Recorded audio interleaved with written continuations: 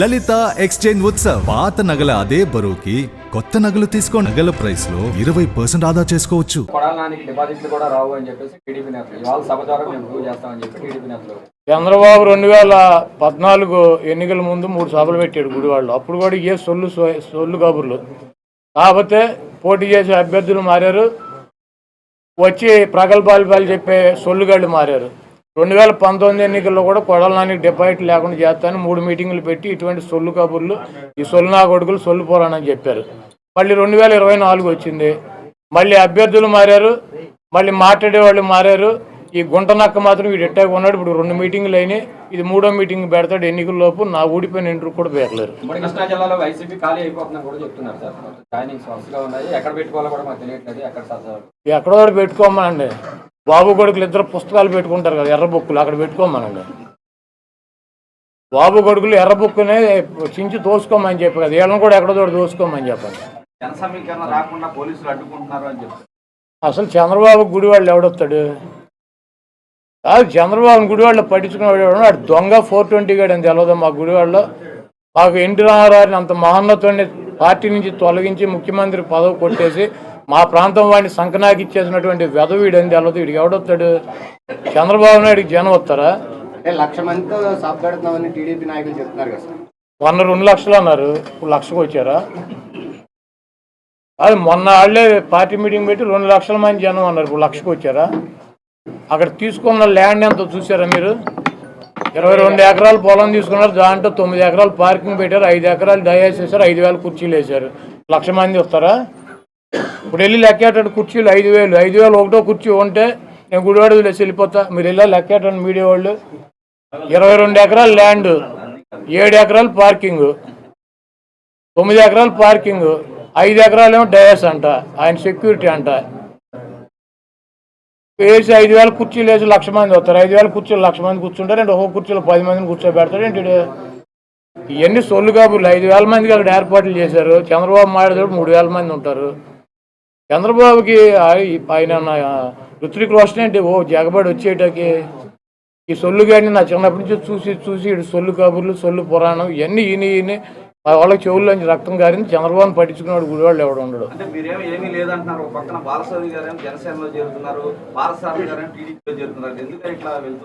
జగన్మోహన్ రెడ్డి గారు నిన్ను టీవీలో, నువ్వే టీవీ ఎన్టీవీ, నిన్ను తీసేస్తే నువ్వు ఎక్కడ చేరుతావు? ఏదో ఛానల్ చేరవా? ఇంటికాడ కూర్చుంటావా? ఆయన వేరే చోటుకి వెళ్ళమని వెళ్ళారు, ఆయన చెబుతున్నాడు కదా. ఎవరు వెళ్ళారు? ఎవరు వెళ్ళింది? ఎవరు? నేను కూడా వెళ్ళా. ఎందుకన్నా మనందరం కలిసి ఉన్నాం కదా, కలిసి ప్రయాణం చేద్దామని చెప్పి. అవునయ్యా, ఆయన తీసేసాడు, మేము ఉండమని అడుగుతాం. పీకేసేది మేం కాదు కదా. కలిసి ఉన్నాము అన్ని చోట్ల, ఇప్పుడు దాకా కలిసి ఉన్నాం కదా, కలిసి ఉన్నాం, తొందరపాటు మాకని చోటాకి వెళ్తాం. మరి ఎవరు వెళ్తారు? అది ఎవరు వెళ్తారు? జగన్మోహన్ రెడ్డి గారు సీట్ ఇస్తానంటే నాకు వద్దు, జనసేన తెలుగుదేశం మాది వెళ్ళదు, ఏ పార్టీకి వస్తే సీట్ ఆ పార్టీలో చేరుతామని చెప్పి వెళ్ళేవాళ్ళు ఎవడు ఉన్నాడా? అది జగన్మోహన్ రెడ్డి గారు పీకేసిన వాళ్ళు తప్పించి, పక్కన పెట్టిన వాళ్ళు తప్పించి ఎవరు వెళ్ళారు చెప్పండి? వాడి పేరు చెప్పండి. ఇలాంటి మహనీయులను తలుచుకుని మళ్ళీ మనం జాతి కోసరం, ఈ ప్రాంతం కోసరం, మన కోసరం పునరంకితమై ముందుకు పోదామని చెప్పి కోరుతున్నా. ఇంకో పక్కన ఎన్టీ రామారావు గారు రాజకీయాల్లో ప్రవేశించిన ప్రాంతం ఈ యొక్క గుడివాడ. మొట్టమొదటిసారిగా ఎమ్మెల్యే అయింది ఈ గుడివాడ నుంచి. రాజకీయాలకు కొత్త నిర్వచనం చెప్పిన అన్నగారి రాజకీయ ప్రస్థానం ఇక్కడి నుంచే మొదలైంది. ఇలాంటి మహామహులు పుట్టిన తులసి వనం ఈ కృష్ణా తీరం. అలాంటి తులసి వనం ఈరోజు గంజాయి మొక్కలు పుట్టాయి ఇక్కడ. అవునా కాదా అని మిమ్మల్ని అడుగుతున్నా. అవును అంటే గట్టిగా చప్పట్లు కొట్టి చెప్పండి. ఈ గంజాయి మొక్కల్ని ఏరేయాలా లేదా అని మిమ్మల్ని అడుగుతున్నా. పవిత్రమైన ఈ మట్టిని మలినం చేస్తున్నారు. అధికారం అంటే బూతులు, దోపిడీ, క్యాసినోలు, పేకాటలు, కబ్జాలు. వింటున్నారా తమ్ముళ్ళు? నిన్న కూడా సంక్రాంతి వచ్చింది. మనకందరికీ సంక్రాంతి కోసం మనం ఊర్లోకి వస్తే ఈ దుర్మార్గులు క్యాసినోలు పెట్టి పేకాట ఆడించి మన దగ్గర డబ్బులు కొట్టేస్తున్నారంటే ఇంకా కొవ్వెక్కి విపరీతంగా మాట్లాడుతున్నారు. ఒకటే చెప్తున్నా, తెలుగుదేశం ఎవ్వరికీ భయపడదు, భయపడే సమస్య లేదు. ఈ రోజు ఉంది, రేపు ఉంది, ఎల్లుండి కూడా ఉంది. తొందరలో చెప్తాను మీ అందరి కథ. వదిలిపెట్టం, జాగ్రత్తగా ఉండమని హెచ్చరిస్తున్నా.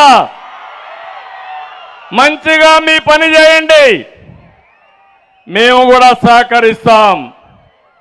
మీరు చేసిన రౌడీయిజం, మీరు చేసిన అరాచకాలు గుర్తు తెచ్చుకుంటే రక్తం పొంగుతుంది. 15 సంవత్సరాలు నేను అధికారంలో ఉన్నా. ఎన్టీ రామారావు గారు 8 సంవత్సరాల అధికారం ఉన్నారు. 22 సంవత్సరాలుగా మనం కూడా ఆలోచించుంటే ఈ గంజాయి మొక్కలు పెరిగేటి ఆ తమ్ముళ్ళు అని మిమ్మల్ని అడుగుతున్నా. ఇంకో పక్క ఒక ముఖ్యమంత్రి పదవికి అర్హత లేని వ్యక్తి ముఖ్యమంత్రి అయ్యాడు. అందుకే చూస్తే బూతిశ్రీ అయితే ఆయనకి ఎమ్మెల్యే పదవి, బూతు రత్న అయితే ఆయనకు ఎంపీ పదవి, బూతు సామ్రాట్ అయితే అతనికి మంత్రి పదవి. ఇది ఈరోజు రాష్ట్రంలో ఉండే రాజకీయం. ఎంపీ అంటే పార్లమెంట్లో మాట్లాడి కేంద్రాన్ని మెప్పించి 1-2 ప్రాజెక్టులు తేవాలి. కానీ ఇక్కడుండే సైకో అంటాడు, ఆ ఎంపీని ఒకటి అడుగుతున్నాడు, అవన్నీ అవసరం లేదు, చంద్రబాబును తిట్టావా, పవన్ కళ్యాణ్ తిట్టావా, లోకేష్ని తిట్టావా, వీడియో ఉందా, అది నేను చూడలేదు కాబట్టి నీకు టికెట్ ఇవ్వనబో అన్నాడు ఇక్కడ ఎంపీకి. విన్నారా తమ్ముళ్ళు? ఇది రాజకీయం. రాజకీయానికి కొత్త భాష్యం చెప్పి అపహాస్యం చేసే పరిస్థితికి వచ్చారు. ఇంకొక పక్క ఒక బీసీ ఎంపీ కర్నూలు నుంచి మాట్లాడుతున్నాడు, 5 ఏళ్లలో 2 సార్లు కూడా ముఖ్యమంత్రిని గెలవలేదు, అపాయింట్మెంటే ఇవ్వలేదు అని ఒక ఎంపీ, ఒక వెనుకబడిన వర్గాల ఎంపీ చెప్పాడంటే ఈ ముఖ్యమంత్రికి ఎంత అహంభావం ఒకసారి ఆలోచించండి. అలాంటి అహంభావం ఉండే ముఖ్యమంత్రి ఈ రాష్ట్రానికి ముఖ్యమంత్రిగా ఉండడానికి అర్హత లేదని చెప్పి నేను మీకు తెలియజేస్తున్నా.